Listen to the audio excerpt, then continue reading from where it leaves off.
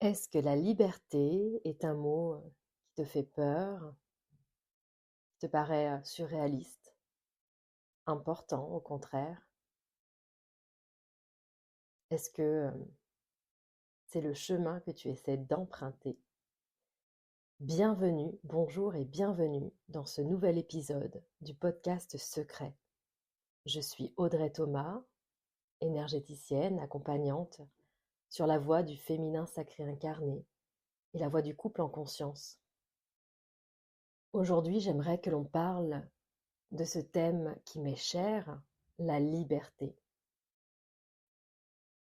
La liberté sous différentes formes, sous toutes ses formes. On va parler tout d'abord de liberté d'être soi. Est-ce que tu as la sensation d'être libre, d'être qui tu es, vraiment? Est-ce que tu te sens suffisamment libéré, suffisamment autorisé? Est-ce que tu accueilles cette liberté d'être toi, de dire, de faire, d'être force de proposition, de prendre des décisions? Ou au contraire, est-ce que tu te caches encore derrière le sacrifice? Est-ce que tu te caches derrière une vie compliquée? Je ne peux pas, j'ai des obligations, j'ai des responsabilités. J'aimerais être libre, mais à cause de tel ou tel événement dans ma vie, je reste enfermée. Et ça, c'est pas de ma faute. Donc, est-ce que tu restes dans ce manque de liberté? Ou est-ce que tu te permets, tu t'autorises à aller la chercher autrement, différemment? Je m'explique. Si un événement a bouleversé ta vie, que tu es entre guillemets condamné à avoir des responsabilités qui t'enlèvent de la légèreté et de la liberté dans ta vie, est-ce que tu ne pourrais pas trouver des moyens de vivre cette liberté différemment? Peut-être différemment d'avant cet événement, mais de la vivre malgré tout. La liberté prend beaucoup de formes. Et ce n'est pas juste choisir de partir sur un coup de tête, de partir en voyage, de tout quitter, mais c'est aussi se sentir libre profondément. C'est habiter ta puissance intérieure et vivre depuis cet espace libre et souverain à l'intérieur. La liberté d'être soi, c'est incarner ta vérité. Être souveraine dans ton quotidien, dans ta relation. C'est être libéré de toutes les mémoires, peut-être transgénérationnelles, qui t'ont été transmises. C'est être libre dans ton corps, libre d'aimer ton corps, libre de désirer comme tu le souhaites, sans t'occuper du regard extérieur, des injonctions, des canons de beauté, de la normalité. Parce que qui est la norme en vrai? La liberté peut être aussi la relation consciente, vivante, alignée. Cette liberté en toi, cette liberté d'être toi, c'est l'endroit où le désir circule, l'endroit où ton feu intérieur s'allume, l'endroit où ta créativité se réveille. C'est ne plus être dans la résistance, mais accepter d'être dans ta pleine identité, celle que tu sais être, celle que tu veux être, dénuée de l'étiquette que tu as peut-être longtemps portée, ou de ce que tu penses que l'on attend de toi. On en revient toujours au même. La liberté, c'est avant tout reprendre sa souveraineté, reprendre le contrôle de ses envies, de ses choix, ne plus se victimiser, ne plus attendre, ne pas attendre que tel événement se résolve pour te sentir libre, ne pas attendre d'avoir plus d'argent pour pouvoir te sentir vivante, pour pouvoir apprécier un coucher de soleil avec tes proches, sur un balcon, en pique-niquant avec tes enfants. Tu n'es pas obligé d'aller en Égypte ou en Indonésie pour apprécier un coucher de soleil.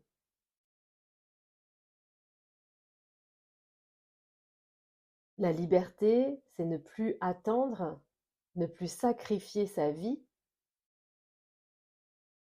ne plus attendre l'élément extérieur qui va faire que tu vas enfin te sentir libre, tout simplement. Ne pas attendre la prime, le succès, l'argent en abondance pour commencer à profiter pleinement des gens qui t'entourent. C'est vraiment changer ton regard sur les choses et aller trouver, chercher, prendre la liberté partout où elle est autour. La liberté de prendre un temps pour soi, la liberté de pouvoir dire ta pensée, la liberté d'être authentique, la liberté de danser sous la pluie, devant tes voisins. La liberté est partout et dans les endroits où on l'attend le moins. La liberté de prendre un café toute seule au soleil, la liberté de faire un jeu de société avec tes enfants et de rigoler en chantant une chanson. La liberté, c'est aussi l'absence de contraintes que tu vas t'infliger inconsciemment. Et crois-moi qu'on s'en inflige des contraintes. Certaines personnes ont des agendas bookés à l'année. Tu as des amis, tellement d'événements, que tu n'as pas un week-end pour respirer. Ça, pour moi, ce n'est pas la liberté. C'est chouette de voir des amis de temps en temps. C'est chouette d'avoir des choses organisées. Mais est-ce que tu ne te sens pas un petit peu oppressé, engoncé, lorsque l'on décide tout pour toi ou à l'avance? Lorsque tu t'imposes de suivre un calendrier parce que tu te dois d'être l'amie fidèle ou celle qui répond toujours au rendez-vous? La liberté, c'est aussi de pouvoir dire de temps en temps non.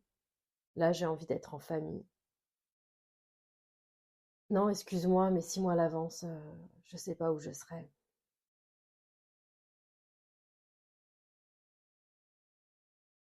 La liberté, c'est aussi poser des actions qui vont te permettre d'être plus libre.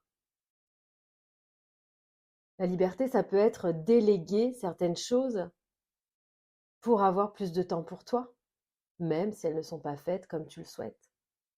Alors là, tu ne peux pas me dire à ce moment-là que tu n'es pas libre, que tu es débordé, que ton mari ne fait jamais rien, si tu ne lui laisses pas l'occasion de faire ses preuves, faire son expérience, faire ses choix. Qu'est-ce que ça fait s'il ne change pas la couche de la même façon que toi, tant qu'il le fait? Donc la liberté, c'est aussi lâcher le contrôle et décider où sont tes priorités. Est-ce que le contrôle et la rigidité sont trop importants pour toi et donc du coup l'absence de liberté t'appartient?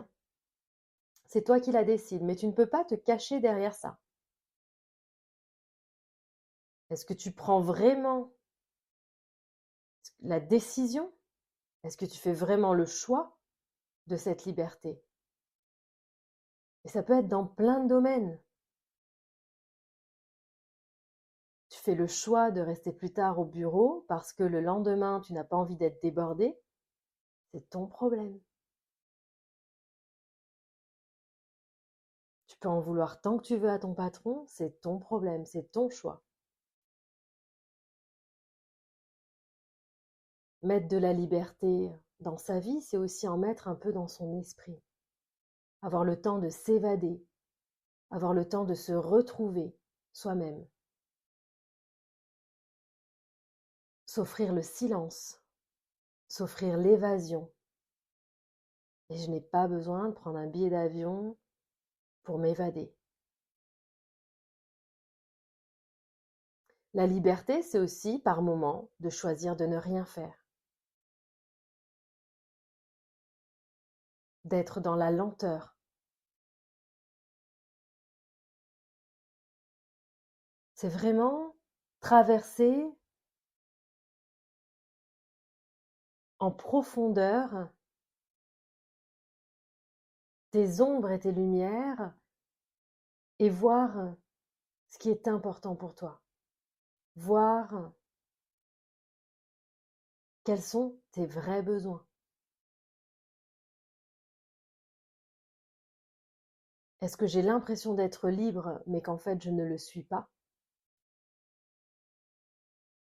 Est-ce que si je suis un peu plus libre, j'aurai l'impression d'être en insécurité? D'avoir un vide en moi?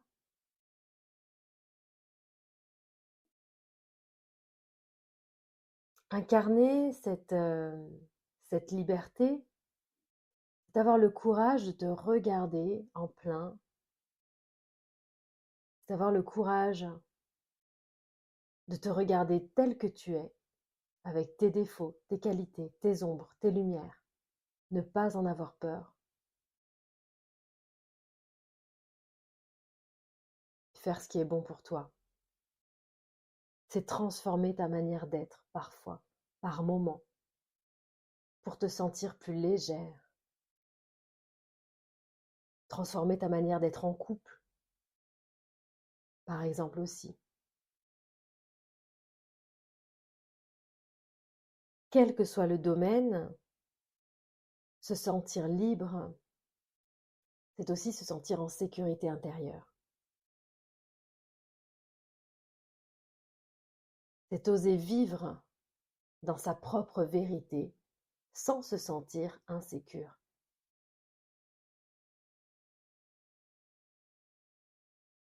C'est arrêter d'avoir peur d'être pleinement toi. C'est arrêter de culpabiliser, de réussir, de faire de l'ombre à ton conjoint, de t'autoriser à écouter tes désirs.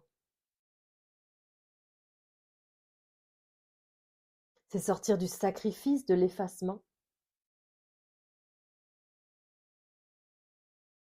La liberté, c'est retrouver ta clarté intérieure, ta présence, ta souveraineté dans tous les domaines de ta vie, au niveau des relations, au niveau personnel, au niveau créatif.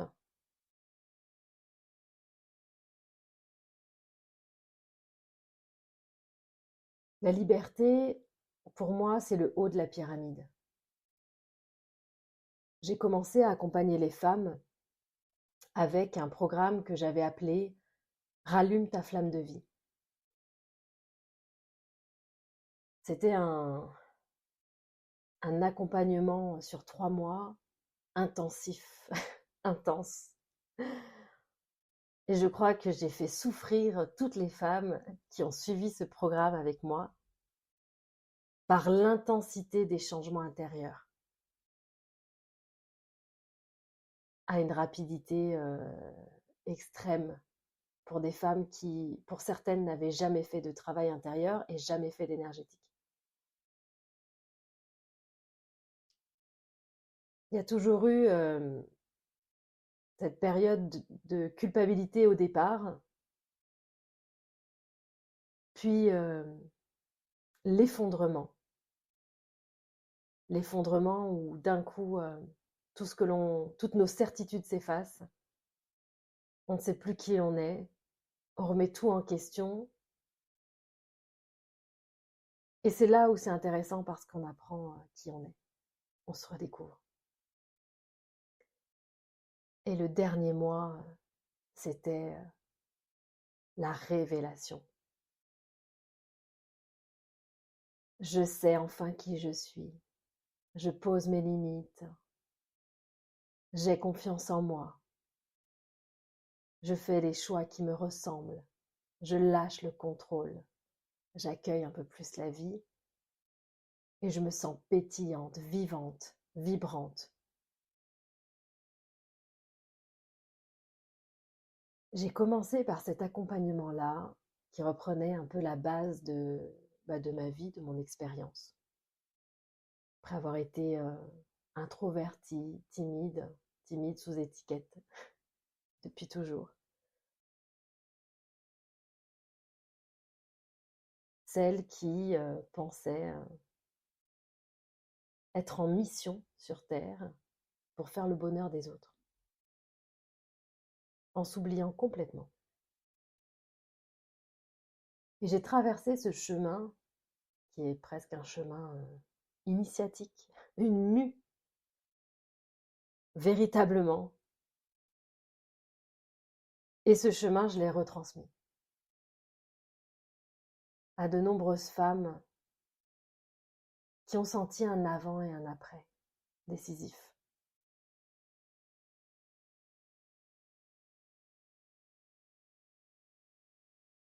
Et je te dis ça parce que ça, c'était le bas de ma pyramide. Le bas de ma pyramide aujourd'hui, ce sont les bundles, les soins, les portes d'entrée pour tous ceux qui n'ont pas encore goûté à ce travail-là. Ceux qui veulent essayer, ceux qui veulent comprendre, ceux qui ont testé des choses qui ne marchent pas et qui ont envie de voir ce que je peux leur apporter. Et puis,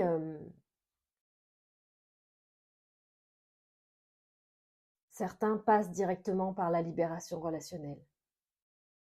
Parce que c'est une porte d'entrée qui est assez facile. On a tous des problèmes relationnels avec quelqu'un à un moment donné que l'on n'arrive pas à dénouer.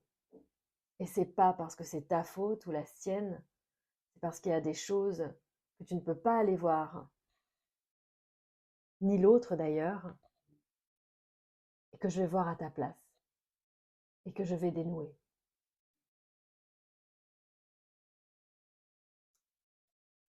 J'ai créé d'autres accompagnements dans la voie du féminin.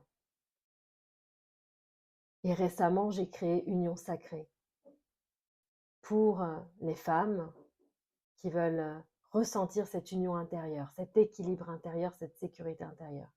Et Union Sacrée pour les couples, pour vivre le couple en conscience, pour vivre l'expérience. Et d'ailleurs, dans cet accompagnement-là, je propose 2 expériences que j'ai tournées en vidéo pour que vous puissiez vivre une expérience sensorielle et une expérience de célébration d'une véritable union énergétique de l'un à l'autre. Parfait pour ceux qui n'ont pas envie de se marier à la mairie. Mariez-vous énergétiquement. Et dans la construction de ma pyramide, j'ai rêvé le sommet de cette pyramide avec le mot liberté. Liberté sacrée.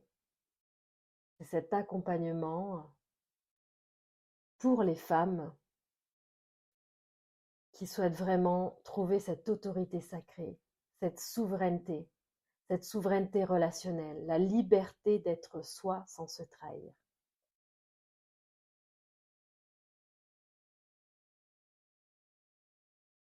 Et c'est vraiment un accompagnement qui pour moi est essentiel lorsque l'on a déjà traversé un peu le chemin, que ce soit avec moi ou que ce soit par d'autres moyens.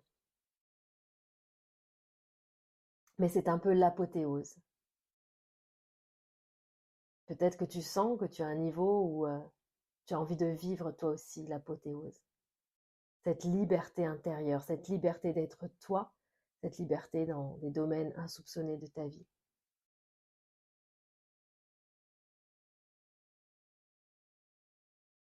La liberté sacrée, c'est quelque chose qui, comme l'union intérieure, qui m'anime.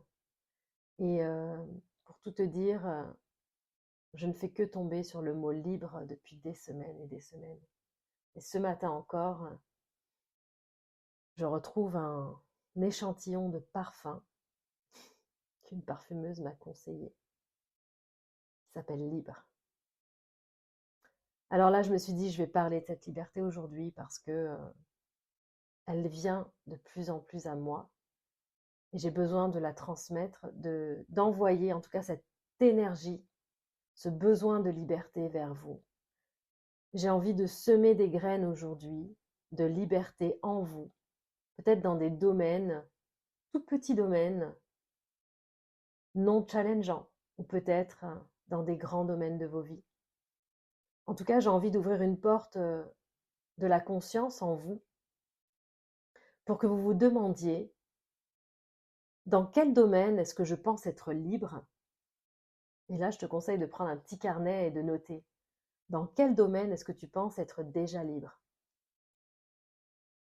Est-ce que tu peux pousser dans ce domaine-là ou dans ces domaines-là encore un peu le curseur? Et puis ensuite, je vais te demander dans quel domaine tu penses être enfermé. Dans quel domaine est-ce que tu penses que c'est impossible pour toi d'être libre? Et note en face les raisons que tu te trouves, les raisons que tu te donnes, les raisons qui parfois t'arrangent inconsciemment. Alors là, je vais me faire plus d'un ennemi parce que j'entends déjà certaines d'entre vous dire mais elle se rend pas compte de ma vie ou quoi? Si je pouvais être libre, bien sûr que je voudrais être libre. Ah ouais?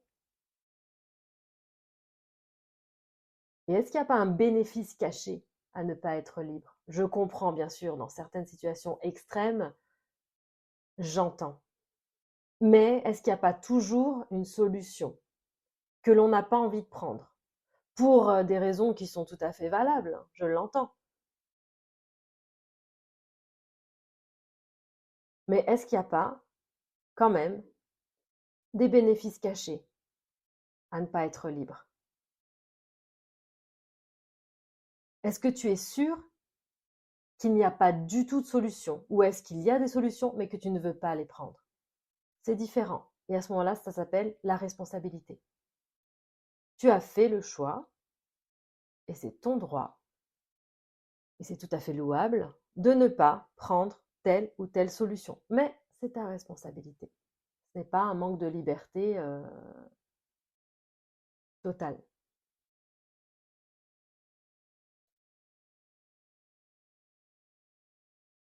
J'aimerais vraiment que tu listes tout ça et que tu prennes conscience sans te mentir, sans me détester. C'est pas grave si tu me détestes. Mais je te pousse dans tes retranchements parce que c'est comme ça qu'on avance. Si tu refuses d'aller voir un peu plus loin dans la réflexion, tu resteras toujours en surface, dans tous les domaines de ta vie. Tu ne prendras jamais ta responsabilité. Si tu vis l'échec et que tu remets la faute sur l'extérieur, tu n'apprendras jamais de cet échec, de cette expérience. Dans ces endroits où tu es enfermé dans un manque de liberté, demande-toi ce que tu ferais si tu étais libre. Si tu pouvais être libre, si tu avais une baguette magique, qu'est-ce que tu ferais dans cette situation où tout serait possible?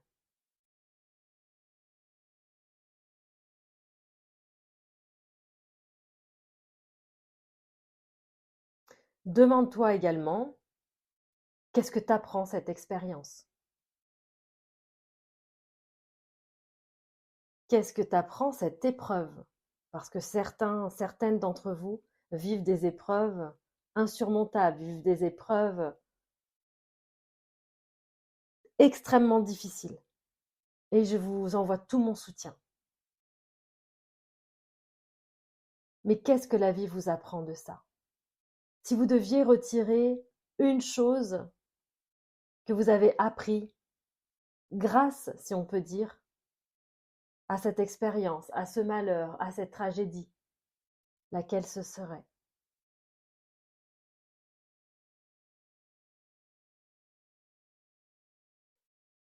Maintenant, je vais t'inviter sous ce podcast à cliquer sur le lien vers une visualisation guidée, un voyage méditatif. J'aime bien les appeler les voyages de libération intérieure.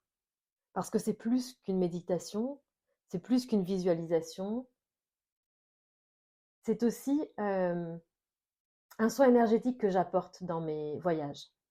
Donc, j'aimerais que tu fasses ce voyage parce que derrière ce que tu as listé, il y a encore d'autres libertés auxquelles tu n'avais pas pensé. J'en suis sûre. Et n'hésite pas, sous ce podcast, à partager avec nous ce que tu as découvert lors du voyage. En tout cas, si cette liberté t'appelle, si tu te sens prête à incarner cette liberté sacrée, si tu as déjà